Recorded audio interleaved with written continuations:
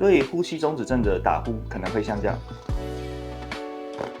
子吗？有可能会这样。那当然，我们常常都会知道说，旁边的人有打呼，可是他打呼可能没有到呼吸都停掉，或者是说呼吸的气体量都进去的不够，那就是一般的打呼。那打呼其实很常见啊，因为我们睡觉的时候，喉咙的肌肉啦、身体的组织会放松嘛。那喉咙的呼吸道相关的组织如果比较软化了、塌陷了，会稍微盖到一下呼吸道，那就是因为气流经过这个软弱的呼吸道摩擦的声音，其实会有打呼的声音，这个是很常见的。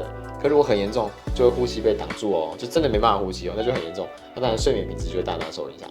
所以打呼不是像大家说什么夫妻去世啊，或者什么只是可爱的小事情，有时候打呼还暗藏一些危险。所以会怎么样？有没有听过有人？对，有没有听过有人他就睡着睡忽然不呼，真的就出现生命危险状况，真的就没再醒过来，这是很严重的呼吸中止症，造成一些心肺的压力，甚至很严重会这样所以真的要很注意。